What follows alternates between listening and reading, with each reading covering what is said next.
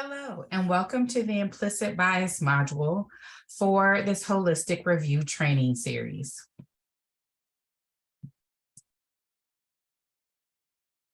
My name is Che Abram, and I will be your guide during this series. I currently work as the Chief of Diversity, Equity, Inclusion, and Belonging with the School of Public Health at the University of California, Berkeley. I'm an Oakland native, and I have over 20 years of race and equity experience, which includes 15 years of implementing holistic review. I'm very excited to be your guide.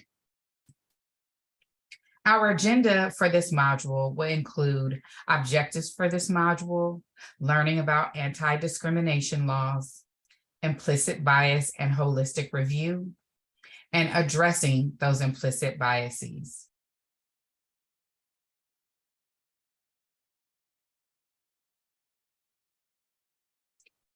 Our welcome and objectives for this module. Our objectives for this module means we will gain general knowledge about federal anti-discrimination laws. We'll learn to recognize how certain types of implicit bias may present while reviewing fellowship applications. And we'll also learn 2 pathways that will help mitigate implicit bias.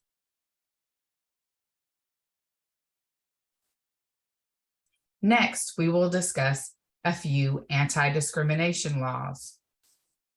These federal anti-discrimination laws are enforced by the Equal Employment Opportunity Commission.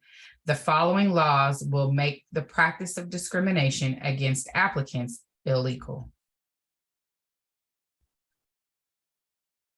4 of these laws are the Title VII of the Civil Rights Act of 1964.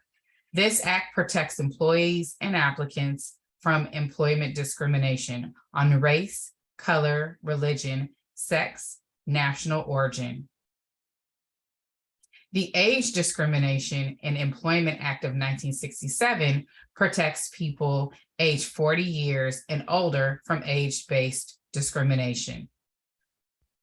The Rehabilitation Act of 1973 and sections 501 and 505 of the act protects people from discrimination based on disability. And the Civil Rights Act of 1991 amends several sections of Title VII to strengthen and improve federal civil rights laws and provides for the recovery of compensatory damages in the federal sector. All 4 of these laws will assist us in understanding that as applicants provide us demographic information about themselves, we cannot make an admission decision based on that information alone. We must look at the holistic information provided by the applicant. Next, we'll cover some implicit bias and how it impacts holistic review.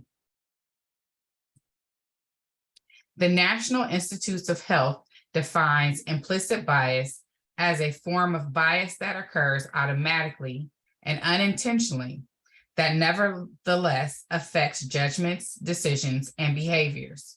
Research has shown implicit bias can pose a barrier to recruiting and retaining a diverse scientific workforce. Forms of implicit bias are these 4. I have found that these 4 categories are the most helpful in my experience related to working with admission and recruitment. The affect heuristic. This affect heuristic occurs when people rely on our emotions to make decisions.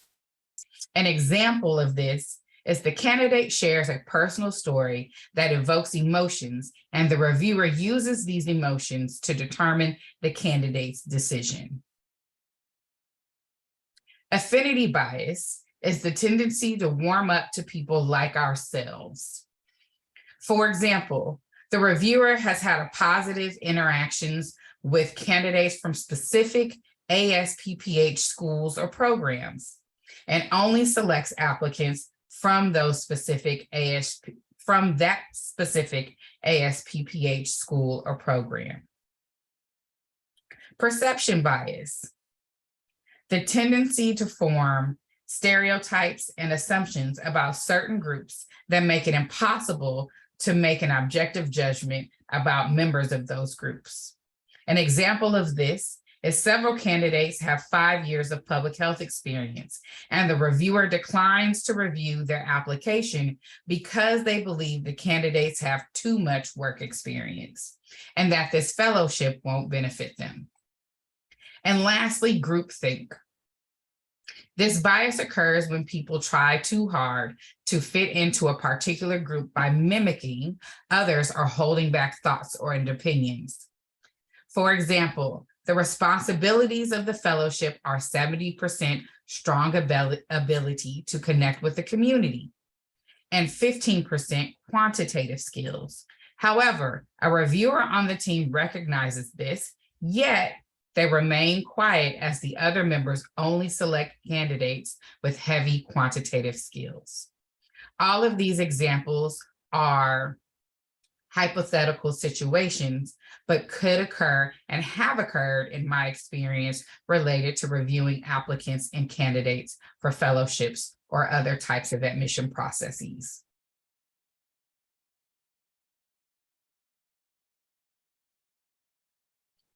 Our final stage of this module is addressing implicit bias. So there are 2 ways and 2 pathways that I believe will help you address implicit bias. There's one within yourself and the other is within community.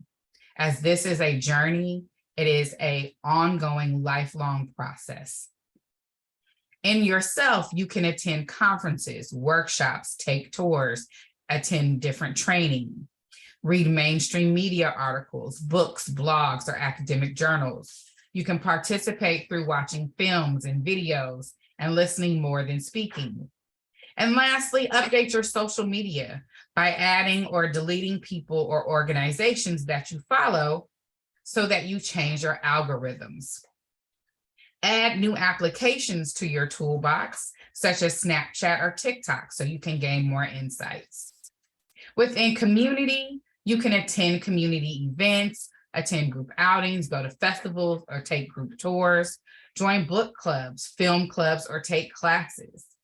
Participate in community organizations, making grassroots change.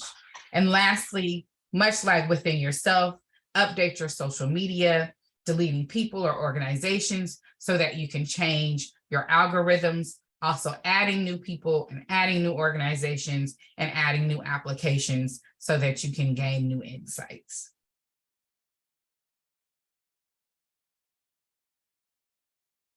Never doubt that a small group of thoughtful, committed citizens can change the world.